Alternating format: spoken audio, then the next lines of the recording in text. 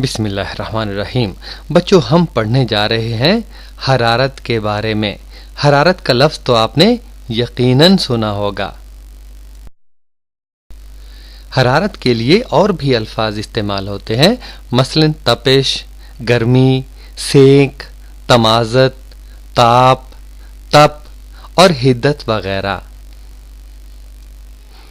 अल्लामा इकबाल रहमतुल्लाह अलैह ने लफ्ज़ हरारत को अपने बहुत ही खूबसूरत शेर के अंदर इस तरह से समोया है कि मस्जिद तो बना दी शब भर में ईमा की हरारत वालों ने।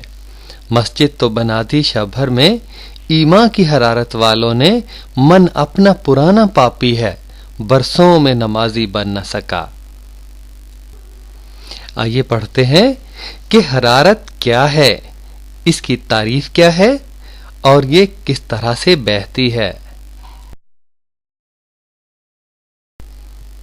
अजीज बच्चों, हरारत तवानाई है या तवानाई की एक किस्म है। तवानाई के बारे में तो आप पढ़ चुके हैं कि तवानाई काम करने की सलाहियत को कहते हैं। आपको पता है कि चीज़ें गर्म होती हैं और फिर गर्म होने के बाद उनमें काम करने की सलाहियत पैदा होती है।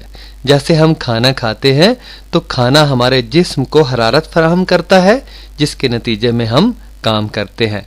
बहुत से इंजन हैं, बहुत सी मशीनें हैं, वो भी हरारत से चलती हैं। तो हरारत क्या है? तवानाई है, या हम कह सकते हैं कि तवानाई की एक किस्म है।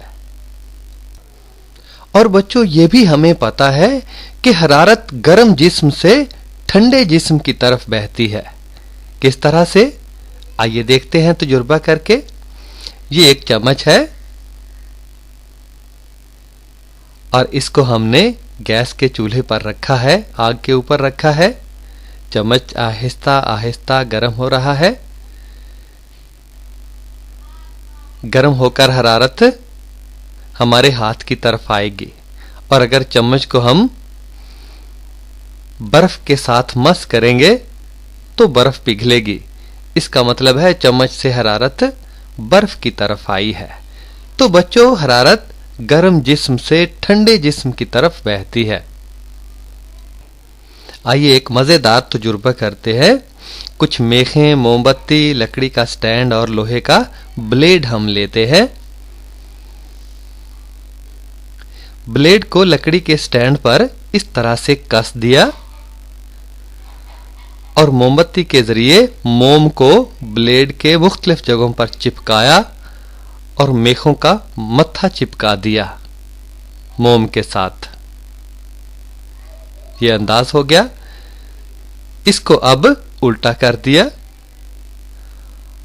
और मोमबत्ती को दाएं तरफ ब्लेड के करीब रखा, नीचे।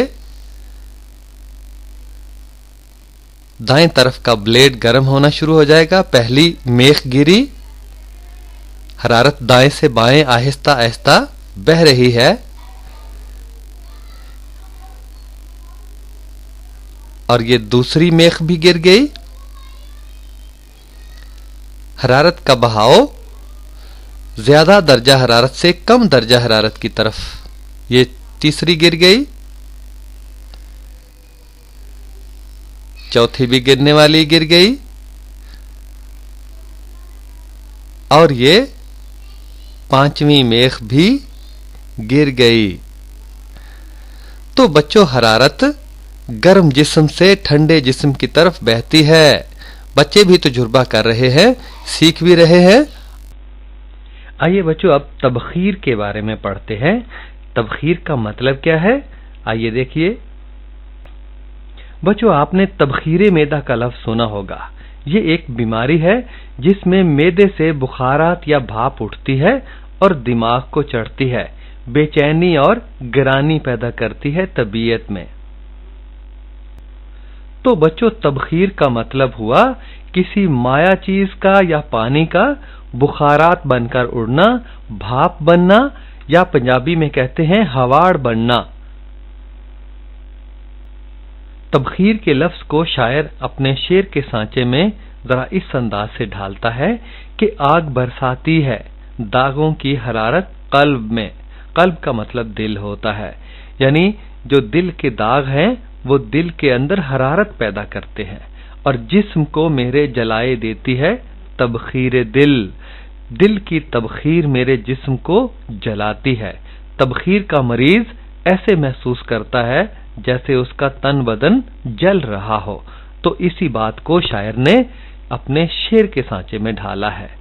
ऐसे अल्फाज जो हमारे तहजीब का हिस्सा होते हैं, शायरी का हिस्सा होते हैं, उनके जरिए साइंस पढ़ना और समझना बहुत आसान होता है। तबखीर से कपड़ों का सूखना।